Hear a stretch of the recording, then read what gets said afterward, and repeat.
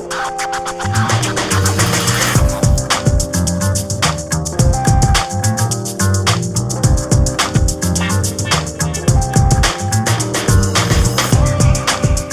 everyone, welcome to Drive-By Reviews, where today we're taking a look at the Samsung Note 8, a pretty fantastic, huge phone that can shoot up to 4K video. So I'm pretty excited about it, and we're gonna go through everything today, all the specs, and take a look at the capabilities of this phone. Not only that, I got two of them for my own case study in quality control, and of course now we can see the difference between gray and black. Let's dive right in and see what you get in the package and how well this operates as a phone and beyond with the Galaxy Note 8.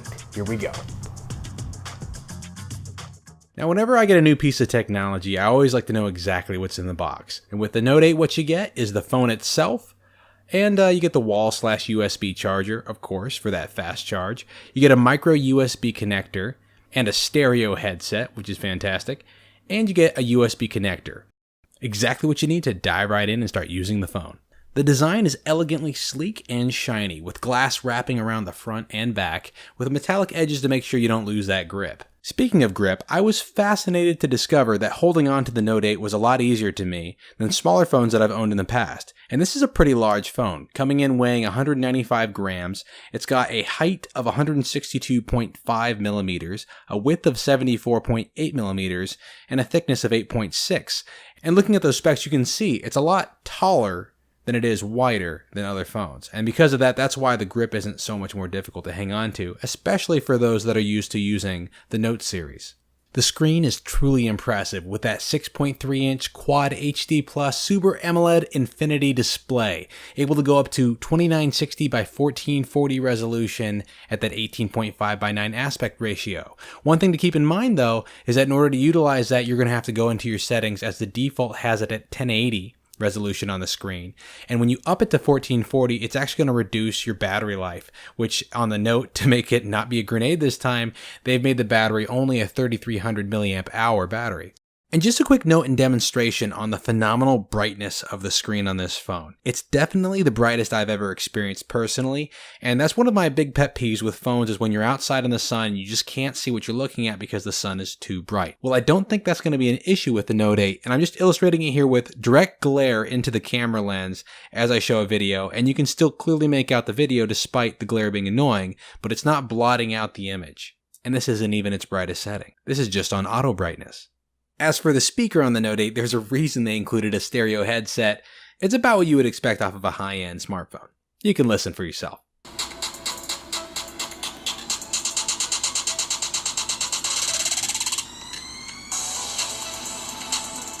Now, what about productivity and the S Pen? Well, I've experienced the S Pen before with the Tab S3, and with that experience in mind, I can say that they've executed it phenomenally well with the Note 8. Able to write over 100 notes on the lock screen, you can use two apps side by side with split screen, and it's intuitive and easy to use. Not only that, but they added a couple bells and whistles specifically to the Note 8 that are actually executed quite well, like the live writing, which you can use to flare up the communication between you and your loved ones.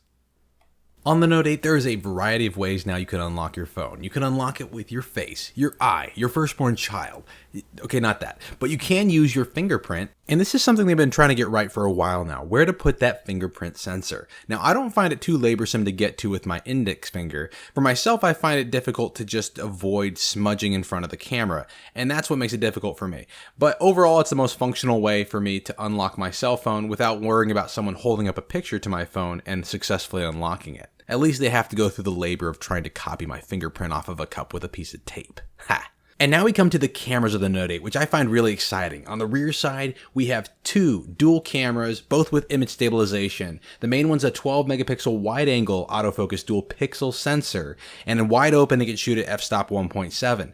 The second camera is a 12 megapixel telephoto autofocus sensor, and wide open it's at 2.4. And together they use this technology called live focus, where you can change the bokeh, the depth of field, after you take the shot, or before, of course, and also you can decide if you want to keep the wide angle shot or the telephoto shot after you take the shot as well. And it's just a nice shift in technology. This is obviously the best technology of cameras on smartphones. The only way you're going to beat it is by going out and buying something that's specifically, a DSLR mirrorless camera of a higher caliber. But I'm hoping to illustrate here exactly the capabilities of this camera. Beautiful shots, easy to compose, really fun to use, and of course you've got that pro mode so you can control the aperture, ISO, shutter speed, anything you want to do just like you were utilizing a DSLR. Now, with my own daily use of the Note 8, I find that the battery is actually quite adequate. I can go through my whole day without having to worry about being tethered to a wall, and the battery makes it before getting anywhere close to 0%. However, I will say that if you do something heavy, if I sit down and do like an hour of a YouTube or Netflix or some sort of streaming on here, or if I do artwork where I'm drawing a bunch, if I'm not plugged in at that point, it does sap the battery quite quickly, and that might compromise your day. So for heavy users, maybe an extra battery pack, or at least bringing something around where you're gonna have to tether to a wall at some point in the day. But that being the case, that's kind of what you expect. They couldn't go too much larger in the battery. Even looking at the S8 and the S8 Plus, it's not that much larger of a battery, so it doesn't add that much more life. And also, if they go too much more than that, they would have compromised the sleek design, considering they already had to fit in the S Pen inside the case itself. You know, so there's a give and take there. But personally, I find that this is a fantastic phone for my purposes.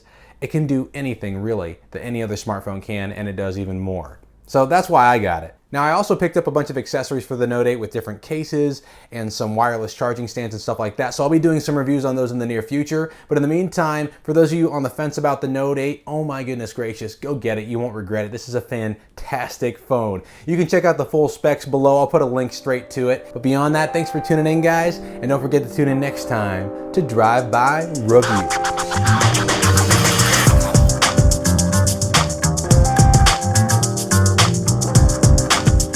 All right, on the rear it has, oh my God, my phone is ringing right now. I got to use the Note 8 right now.